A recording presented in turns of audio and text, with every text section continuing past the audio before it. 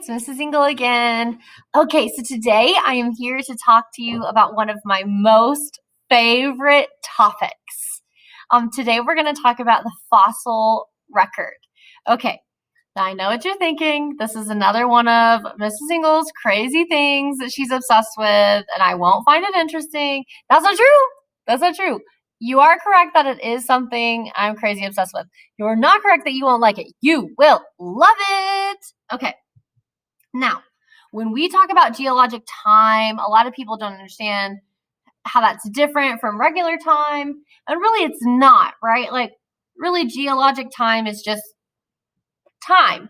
But geologic time is made up of the fossil record. Okay, now what is the fossil record? The fossil record is basically exactly what it sounds like. It is a record made up of fossils over time. Now, how do we know which order stuff goes in? Two things, right? First thing, we have something that we started with called relative dating. Now, relative dating is where you take layers of soil, right? So like you can take a chunk out of the earth, basically. You can just dig really deep. And because of something you'll never need to know called, I think like the law of horizontality or something, soil deposits horizontally normally across Earth kind of semi-equally, right? Like particles just sort of horizontally. Now, the further down you go, the older the dirt or the soil or whatever you want to call it, the rock, depending on how far down you go, the older it is. So stuff at the bottom would be older than stuff at the top. So each layer gets younger and younger and younger and younger and younger until the most recently died things are up here, okay? So why is this helpful? Because you can go into the earth, like literally digging into the dirt, right? Which don't we all love playing in dirt? Anyway, and you can take out rocks.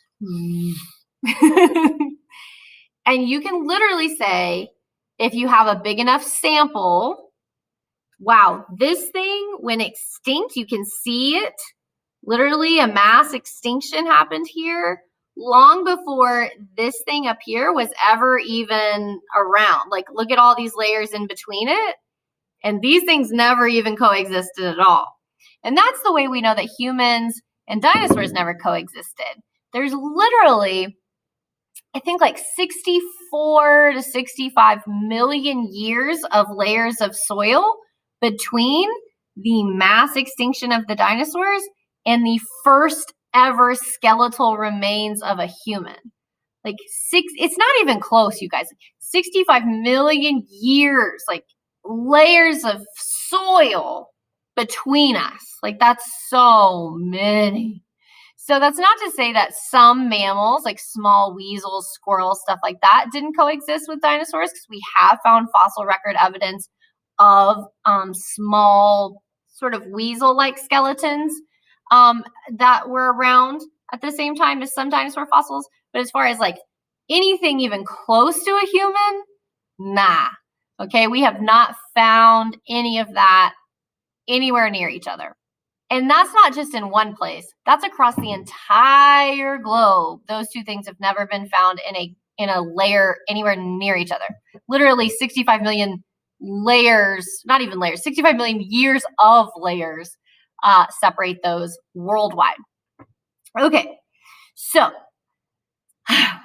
fossils.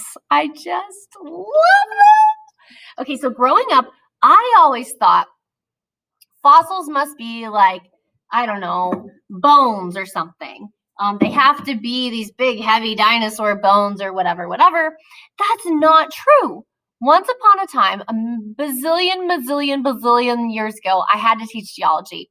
And I was not excited because geology was not my thing. So what do? You turn lemons into lemonade, y'all. So I took geology, and instead of just only doing rocks and minerals and stuff I didn't find very interesting, I flipped the script and we started learning about fossils and different fossilization processes and the geologic timeline and the fossil record. And all of a sudden, I was a huge fan. So Sometimes if you got something you don't really enjoy, just figure out how to pivot just enough and you could end up loving it.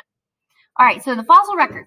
So using relative dating, which is where you look at the columns of soil and you're like, that's older than that, and that's older than that, and that's older than that, and this is the youngest, right? Including for fossils. You can also use something which was invented called radioactive dating or carbon dating, depending on which process you need to use. And that will tell you how long it takes for an isotope to decay. So it's a formula, really, and it'll give you an approximate amount of time it would take for half of this thing, whatever this thing is, whether it's a rock and the elements within it, or a bone, or whatever. And it will tell you approximately how much time it would take for half of those elements to decay, or for half of whatever to decay. It'll get you within a range to tell you approximately how old something is. Now, it's not going to get you down to the year or tell you something's birthday or anything like that, but it gives you an estimate that it probably decayed somewhere or died between or existed between this time and this time, right?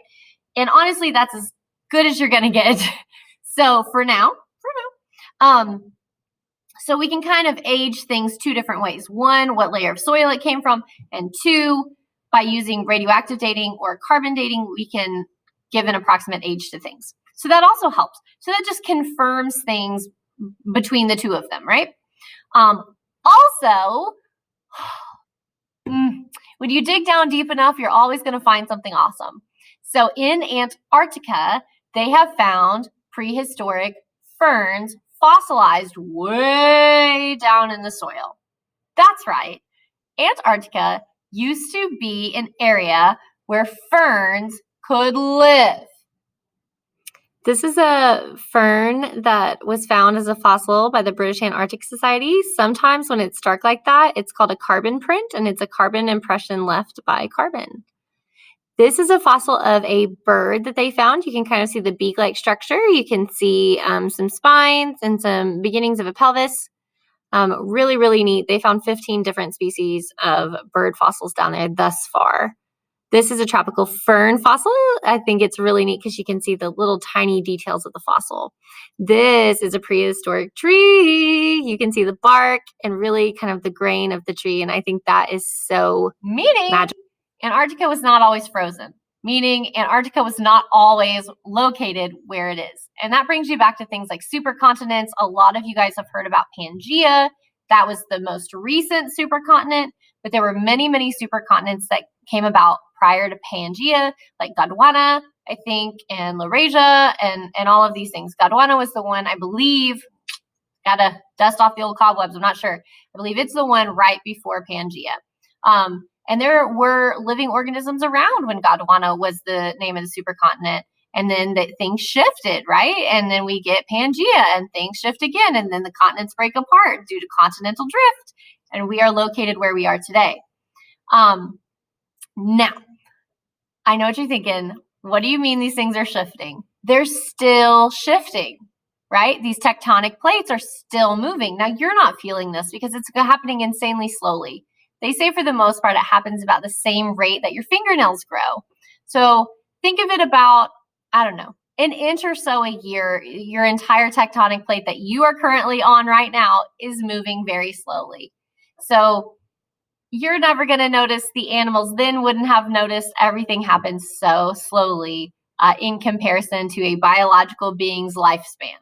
All right, enough. So let's get into fossils. I'm going to show you different types of fossils, and let's talk about it. Okay, here's some oceanic ones. Let me see if I can get you what you need. Look at that. So this rock was literally taken from someone's yard in our area, meaning that this particular, see them all? See the all of those were critters. Invertebrate critters. Isn't that awesome? Also,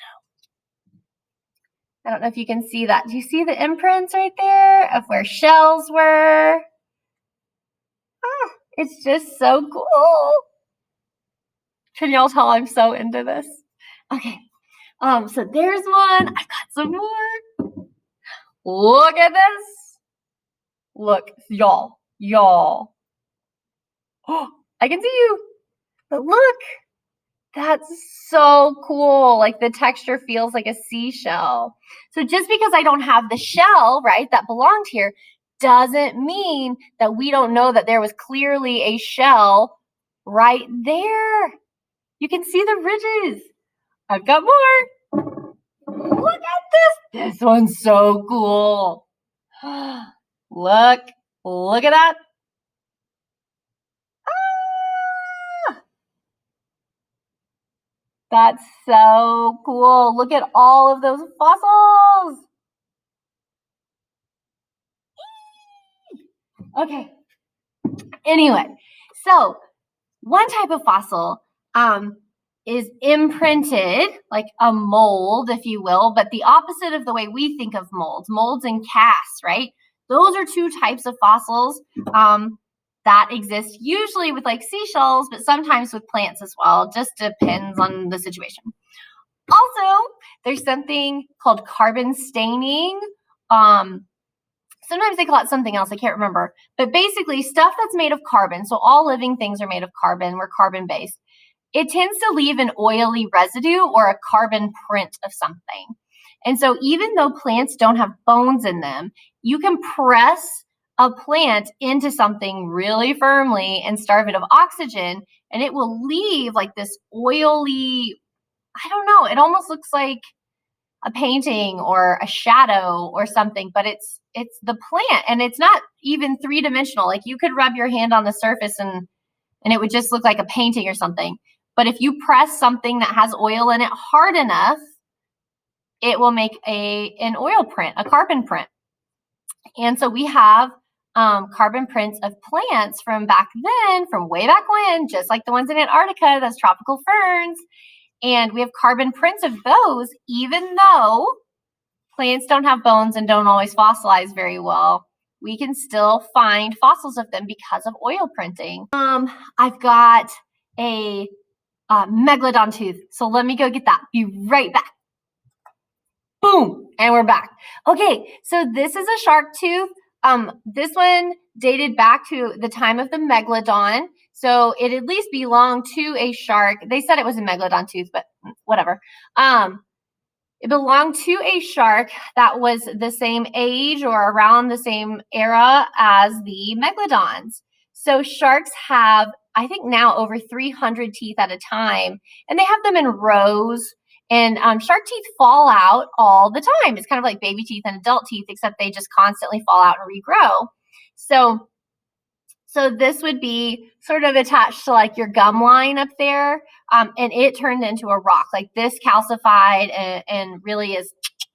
And then this is the part that the tooth, like it is a tooth, but I mean that the part that you think is white on your teeth would have been white right here. They didn't have black teeth or anything like that we know of. So what happens during fossilization is that things can turn different colors. Sometimes it fills with minerals, and whatever color the mineral is, does this. Sometimes certain types of elements turn colors when exposed to different situations, oxidation levels, other chemicals. There's chemical interactions all the time. Shark teeth usually turn black. And so if you can find shark teeth, it's not that hard. If you go to the Carolinas, North or South Carolina, those are usually the most common places in the United States where people find shark teeth. I don't know why they don't find them as often on other beaches. I mean, they do find them on other beaches, but just not as often. I'm going to say it has something to do with hurricanes, because after a hurricane, you can find way more than before the hurricane, because the hurricane disturbs all of that soil and brings it up to shore and sort of digs up some of that stuff for you in the ocean that you would have never been able to reach. So we've got a megalodon tooth. Now, this would not be what's considered like a really large megalodon tooth. This would have been one of their smaller ones. Some megalodon teeth are about the size of my hand. So you can kind of compare there. This would have been one of the smaller teeth, and some of the other megalodon teeth are the size of my hand. So teeth are different sizes. But isn't that awesome? Shark teeth, what are you gonna do? Okay, and so things can be different. So see, this is made of calcium, right? Like your teeth are made of very similar things as bones. But technically speaking, this is not a bone, it is a tooth. And so that's another type of fossil. Additionally, there is a place called the petrified forest, and petrification is a type of fossilization where permineralization, how many shuns can I say? So these minerals go in and replace all of the soft tissue. And honestly, y'all, it makes this place look like a rainbow. So all of these trees, all of the soft plant tissue, when it started decaying, these minerals came in of all different colors, y'all, because elements and minerals are so colorful sometimes. Nature is so wonderful. Anyway, it comes in and it replaces all the soft tissue of like a tree stump with minerals. And now you have a basically giant rock-looking tree stump, except it looks like a tree stump that is rainbow colored. There's purple and yellow and orange and green and brown. And it's just like, I got to go there. It's in the US. It's a national park. I got to go there when I was very small. I think in like first or second grade, before I had fully grasped all of the science nerdiness that I do now. And I was blown away. I cannot describe it to you. I hope that each of you gets to visit one day and go to the petrified forest or see a fossil that is petrified or has gone through permineralization or petrification. It is just such a cool process. Like, oh, it's so cool. And then, of course, we have bones. Now, these bones I'm about to show you are not actually of fossils in the sense of extinct species. They're just of modern living species. But when you find bones, you find them in pieces usually. So we have some different structures here. Let's hold them up, right? Okay, these are not the same species of animal, but you can come to some conclusions about similarities. If you look in their nasal passage there, you can see two main nostril breathing tubes there. So they must have had two nostrils and a nose up towards the front. Their teeth are located in about the same position with a gap in the middle for the roof of the mouth. You can see two little holes. You see those right there, right there? Their occipital lobe. No, I'm just kidding. Anyway, if we look at eyes, they are located in the same places. They have similarly shaped skulls. And then when we flip over their teeth, we can analyze that. And you can know what something ate approximately by looking at its teeth. So if we look at teeth here, okay, we don't see any canine teeth, which are kind of those sharp vampire, whatever you want to call them, teeth. That's what we called them when we were little, the eye teeth. So if you look, these all have bicuspids, right? Just bicuspids. And so these are kind of like the grinding teeth. And so teeth like this are made for tearing off something soft and grinding it that is plant-based. Okay, and you can tell that just by the teeth. Now let's look at this big skull. You can see something similar. So the teeth look very similar to that one over there. So these two things must have eaten in life a very similar diet. No canines, only bicuspids or grinding teeth, if you will. Nothing really sharp and pointy like, like the shark, right? Like nothing that looks like that. Everything looks very different than just a triangle. And so, this was probably a vegetarian as well, or an herbivore, as we call it in biology. Okay, I think that's all for fossils for today. I will come to you again with some really cool critters when we get to dissections. I cannot wait to share more with you, and thank you so much for coming along on this beautiful journey with